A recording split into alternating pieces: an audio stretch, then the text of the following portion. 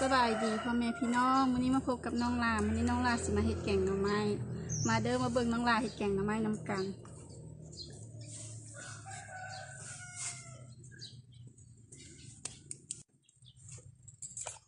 มาเด้อมาทุกคนมาเบิ่งน้องลาเห็ดแกงหน่อไม้ก็มีหน่อไม้นะพี่น้องนี่ก็มีเห็ดเฟืองแล้วก็มีบักเป็นกระแซบพี่น้องก็มีเห็ดหูหนูมีบักเพชรอันนี้ก็จะเป็นบักบัวพี่น้องแล้วก็จะมีผักคาเป็นกระแซบแล้วพี่น้องมีน้ำยานามาพี่น้องของที่เขาจะแกงหน่อไม้แล้วก็มีข้าวเบื่อเครื่องปรุงก็จะมีเกลือกับแป้งนัวก็จะมีปลาแดกนะพี่น้องให้เบิ่งปลาแดกก็จะมีตอนเป็นตะแซบนะพี่น้องนี่เขาก็จะไม่เห็ดเลย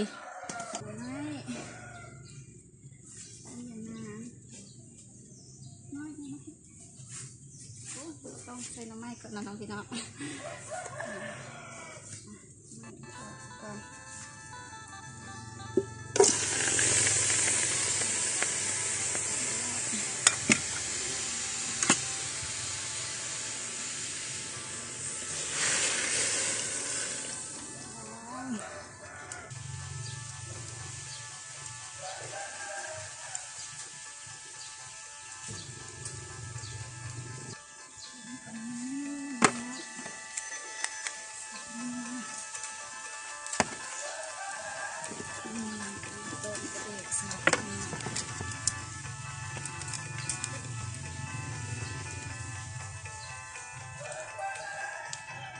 เขาก็ใส่แต่ตอนมันก็ได้พี่น้อง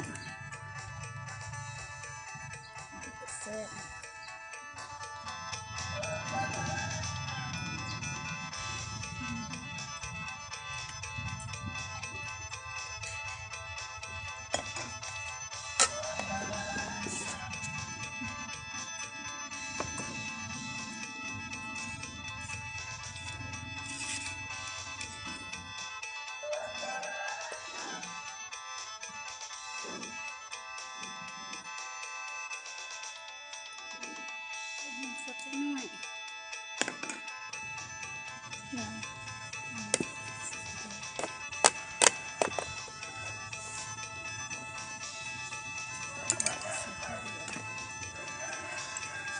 ใส่ข้าวเบื่อไปนะใส่ข้าวเบื่อแล้วก็ทำให้คนจะน้อยนะ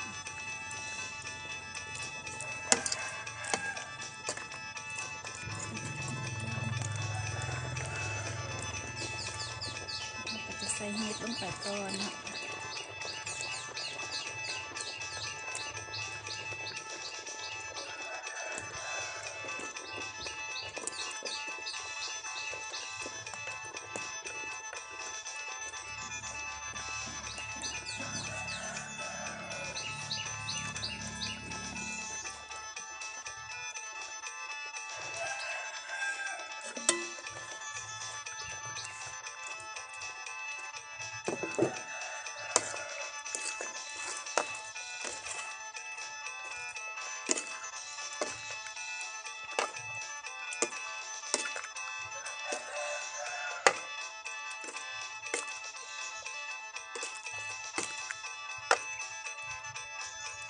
น้ำกับปิดฝาไว้นะ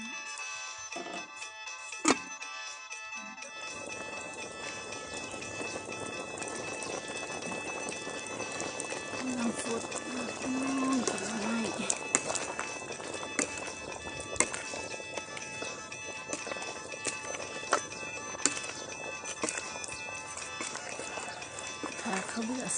ข้าวเบื่อซุกใส่แล้วก็ได้เนาะพี่น้อง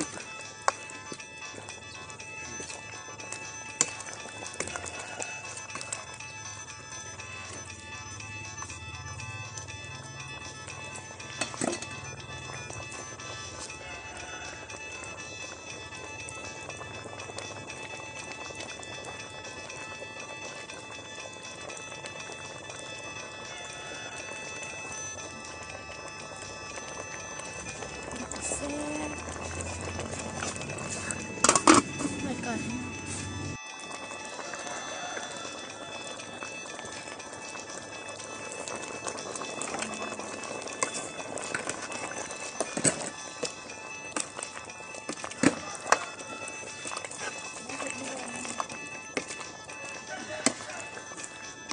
อันนี้ก็จะสุกแล้วนะพี่น้องซีมันก่อนมันแซ่บสำเร็จ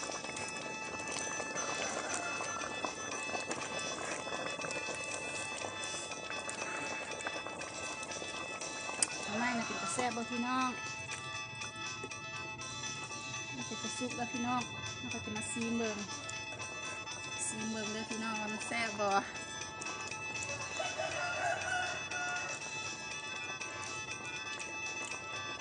แซ่บหลายพี่น้องสุกละนะก็จะปรุงแล้วก็จะตักใส่ถ้วยนะพี่น้องทานิดนึงแซ่บก็มาตักใส่ถ้วยเลยนะพี่น้องแซ่บเด้อพี่น้องเอ้ย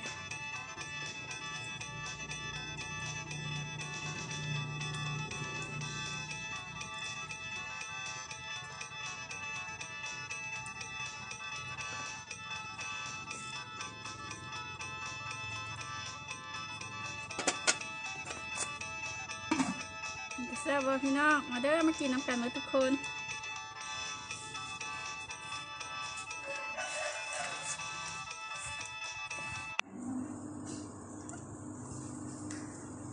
สลัดนี่ก็เป็นแซ่บเนาะสลัดก็กรอบสลัดก็30ได้นี่ผู้เก่งบอกไว้ใส่ไม่ใส่ปุ๋ยแต่ไว้ใส่ปุ๋ยว่าสลัดบ้านเราเนี่ยไม่ใส่ปุ๋ยอ่ะแซ่บเนาะรู้จักมันจังไหมคนละเลยเราไม่ถึงจังไม่แบบมันตั้งให้แม่ว่าเอาวะมันเปิดมาไหมเปิดมาไหมเวลากินอะไรน้องทานไงเดี๋ยวเริ่มกินแค่ตอนจังไม่ที่ฝาเนาะคือทุกส่วนตัว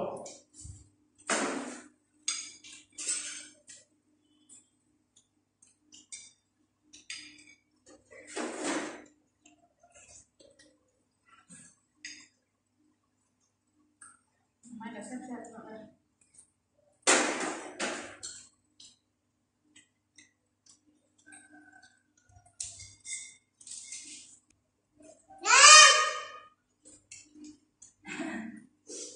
ราคาผู้ชมไม่รู้สบายดีราคาผู้ชมไปก่อนพบกันใหม่ในโอกาสหน้าสำหรับนี้บ๊ายบายได้ใจ